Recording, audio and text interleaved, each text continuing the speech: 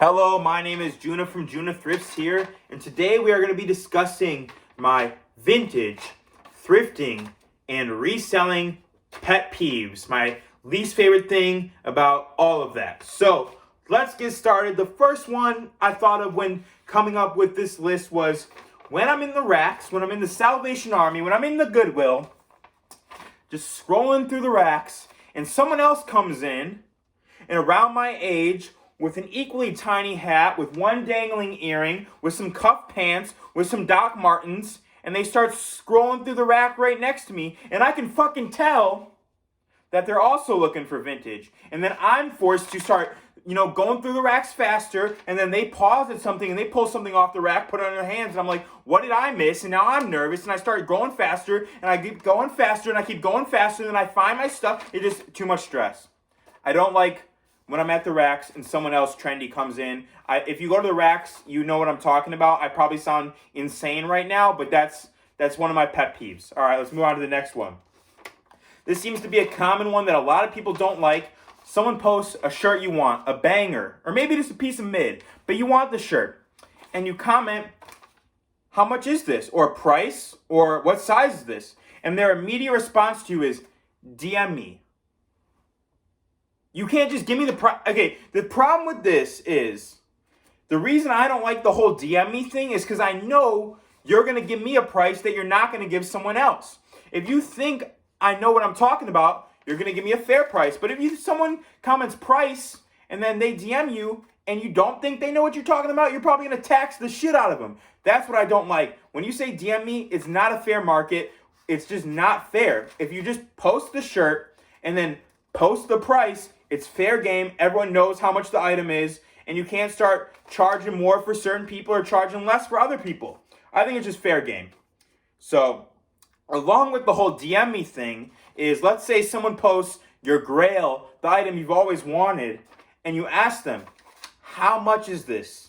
And they reply with, I got it written down right here because it just baffles me. Make an offer, or even worse, I'm accepting offers. Okay? No. Fuck you. Don't do that. Just tell me how much the shirt is. I would rather you tell me the shirt is $5 million than tell me to make an offer. Because you tell me make an offer, I'm going to say, oh, I'll give you $5. And then you're going to say no. And then it's just going to be a waste of time for both of us. Give me a price, or just say you're not selling it. Because pretty much that's what people, when they say make an offer, they're really just not selling the shirt, or they're hoping you just offer way more than they are expecting. Hope that makes sense. Hope I'm not just sounding like a madman. But the make an offer thing needs to stop. It's 2021. Let's stop asking, make an offer. We don't need that. All right, next up. This is a pet peeve that is avoidable, okay? When someone comments or messages you, is this still available? Now, okay, you could say this is annoying, right? Because it is annoying, but this is easily avoidable as a seller if you just edit the post and just say sold. That's all you got to do. Just say sold. Also, I should make it clear, I'm basically talking about Instagram for a lot of this. So if you sell on Depop or eBay or Grail, a lot of this makes no sense, I feel like. But I'm talking about Instagram right now. So when the person DMs you, is this still available? You can easily avoid that by just marking it sold in the caption. There's always going to be that idiot who does not read and just still asks anyways, or even worse, asks on a post that's like 5 years old. I never got that. I've had that happen to me, but it is what it is. Next up, we got gatekeeping, okay? You're not cooler or better than someone for knowing more about a certain subject, okay? If you know more about something and I know less, but yet you're not going to help me because you think you're too cool, you're actually lame. I hate to inform you, you're not cool, you're actually lame, okay? Gatekeeping. I don't feel like I've dealt with it too much, but I know it's out there and I know it's annoying, and it's definitely a pet peeve. It's something that annoys me. Next up, this is another thing that annoys me, but I feel like it's not as prominent as people say. I feel like people like to think this happens than more than it actually happens. But faking your finds. If you go buy a mosquito head off eBay or off a big seller or something like that, or go to a vintage store and buy a mosquito head or a wrap tee or any other grail type item and you walk with it over your shoulder into the Goodwill outlet and you put it in those bins and you snap a photo and post it, you are a cornball. You are a cornball. Don't do that shit. It's super lame. Just dig in those bins like everyone else and find it, okay? Next up, this is another Instagram specific thing. When I get a message request and I open it up, okay, and it just says SFS, so shout out for shout out. And I'm like, okay. And I look at their page and they got like 50 followers. Now I'm not bashing anyone for having less followers than me or less followers than someone else. I'm just saying a shout out is supposed to be mutually beneficial. And it's not going to benefit me if you have less followers or not an active following. I don't really like doing shout out for shout out regardless. I don't really shout out anybody. If I shout you out, it's because I truly believe or like what you're doing. That's just how I run. But I mean, the shout out for shout out thing works for some people, doesn't work for me. I just think it's lame. It's a pet peeve of mine. Next up, this one's pretty Depop specific, Grail specific, eBay specific, but also happens on Instagram. The question, how low can you go? If you ask me that question, if you send me an item, you say, how low can you go on this? I'm always going to reply, how much are you willing to pay? So don't ask it. Just send me your offer and we can go from there. All right, next up. This is one that actually really annoys the fuck out of me, okay? When someone buys something and then they ask less than 24 hours later, yo, bro, did you ship it? Yo, can I get a tracking number? Less than 24 hours later. And I gotta say, the people who always do this are the ones who bought like a $10 t-shirt, like a $10 shipped t-shirt. It's always the people that spend the least that want to ask the most. And I feel like a lot of people know what I'm talking about. So yeah, I will ship your item. It's getting there. It's going to get to your house. Please do not ask if I shipped it in under 24 hours, bro. It's unneeded. Next up, my next pet peeve. Unnecessary competitiveness. Competition is good. Competition breeds innovation. Competition makes us better people, okay? Competition brings more success. But when you're just unnecessarily competitive or unnecessarily cutthroat or unnecessarily just way too intense about it, that shit's annoying. That shit's whack. Please stop. You look like a clown. You are a clown. I heard the circus is hiring. You feel me? Just chill out. It's not that serious. It's old clothes. We're all digging through basically a glorified trash can that is called the Goodwill outlet. So please relax. We don't need that. Next up, I feel like this one happens a lot when you're selling more high-end items. So it doesn't happen to me too often because I sell like a lot of mid items, which I don't, I take pride in that. But this does happen sometimes when someone will DM me and say, hey, bro, I see you have it at, let's say, $100. But I saw it on eBay for $50. My response is going to be, then you should go buy it on eBay for $50. I have it priced at $100 or whatever price I have it at because that's what I think it's worth and that's what I value it at. But if you're going to open up to me and say, well, it's cheaper somewhere else, I'm always going to reply, go buy it there. Because if it's cheaper there, you might as well buy it there. You're going to get a deal there. You're not going to get that deal from me. I'm always open to doing deals. I'm always open to offers. But if that's your way of trying to get a deal from me, not going to work. All right, next up. This is an Instagram specific only thing. And maybe I'm just... This you know what? This is the definition of a pet peeve. But when I post a story, and sometimes my story is too long, I understand that. Sometimes I look at my own story from my other account, and I'm literally just tapping through that shit, because holy fuck, it's long, okay? But if you reply to every single one of my story posts with an emoji, like you know what I'm talking about, you swipe up, and you can like pick one of the 6 emojis. If you start replying to every single one of my story posts with an emoji, and it's always like they always pick certain ones, like they're really like putting thought into these emojis. Don't do that. That shit's annoying. I hate it. It's unnecessary. You're not adding anything to the world. You're not adding anything to the conversation. You're not adding anything to our relationship as people. You need to stop that. Stop swiping up and giving people emojis. It's unnecessary. Instagram needs to delete that feature. I promise you, no one cares when you reply with an emoji. At least I don't. I can tell you 100% of my heart, I don't care when you reply with an emoji. Okay, next. I'm guilty of this. I'm going to say I'm guilty of this, but it's also a pet peeve when I see it. So, I'm hating on myself right now. And I'm calling myself out with this. Calling stuff vintage that technically isn't. My definition, and what I think most people's definition of vintage is an item that is 20 years or older. So unless an item at the date of filming this is from 2001 or older, it's not vintage, okay? So I've done that. I've been like, yo, like, it's my fault. I've contributed to this problem, but I've also been scrolling Depop and I see it way more blatantly obvious and it annoys the hell out of me. So calling stuff vintage that isn't vintage, pretty annoying. I agree. That's a pet peeve for some people, but I'm part of the problem. Okay, next up. This one is a Facebook thrift center, thrift group specific pet peeve, and it annoys the shit out of me. When people post a bundle that it's just obviously not profitable.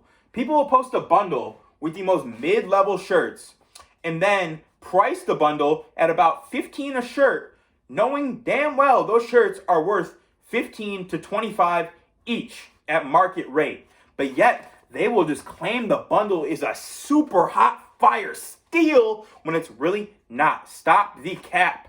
2021, stop the cap, okay? Bundles are only good when you really can break it down and see the profit. If I can break it down and see no profit there, the bundle is not good. Also, you got to understand that 99% of bundles are just pure boof and stuff that person could not sell.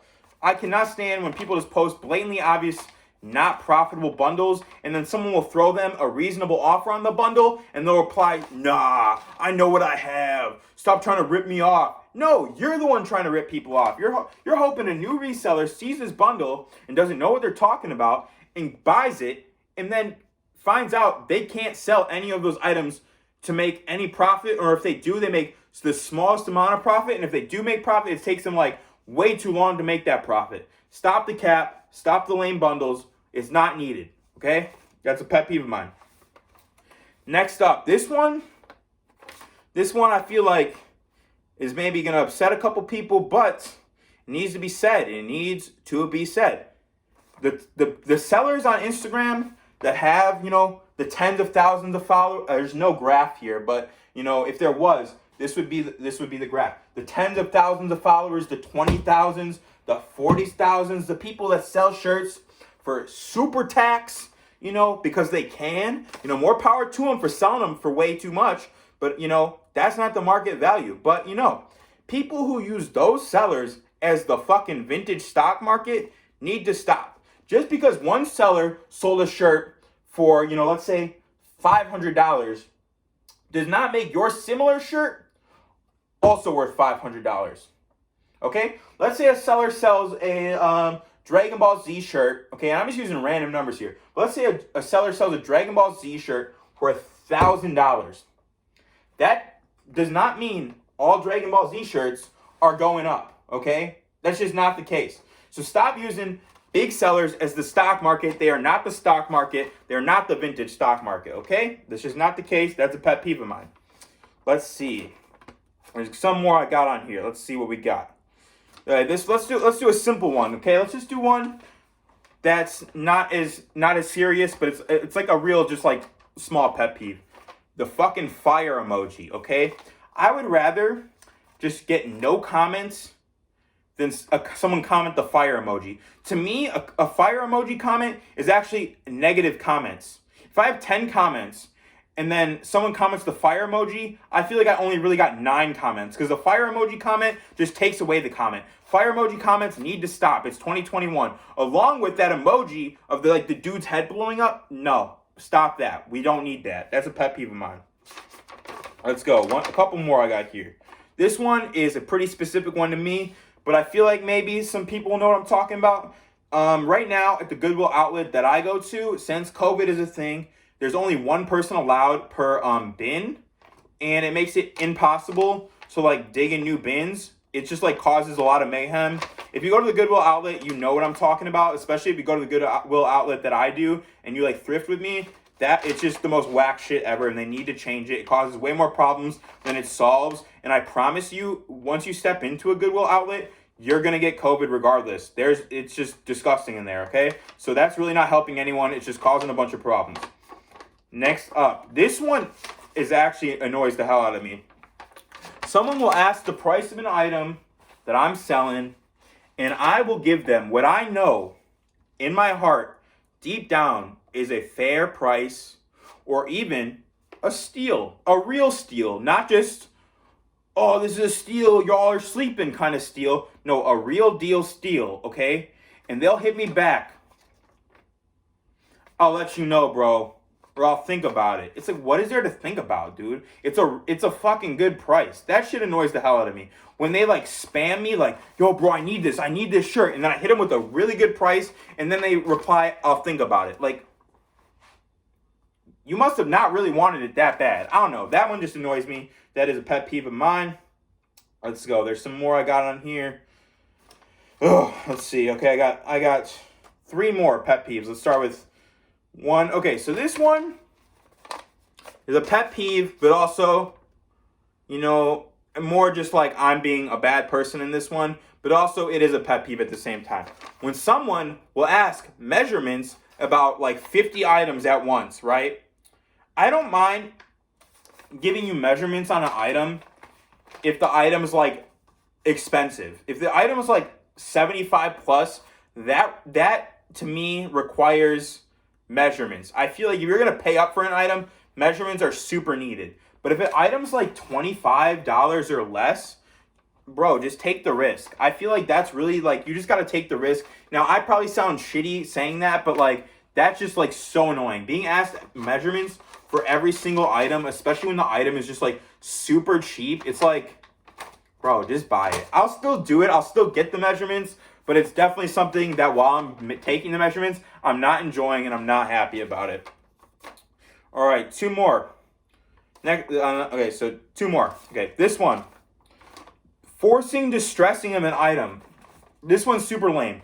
Buying a shirt, a grail or whatever, not even a grail, just an item in general. Let's say you got a t-shirt, and then forcing a fade on it, or forcing rips, or like forcing like paint splatters, just making the item look way more worn in than it really is super whack. The best way to get really good wear on a shirt, from my experience, is to wear it.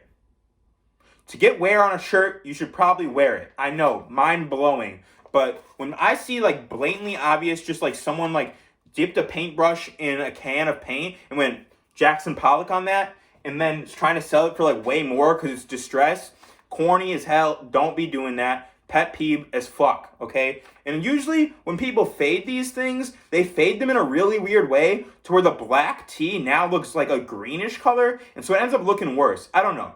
If you pay more because an item's like, I understand paying more for a really good, like, uniquely distressed item, but if the distress part of the item is so obviously faked, no, just buy one and wear it yourself. I don't know. There's a lot. I just don't like fake distressing. I think that's super whack.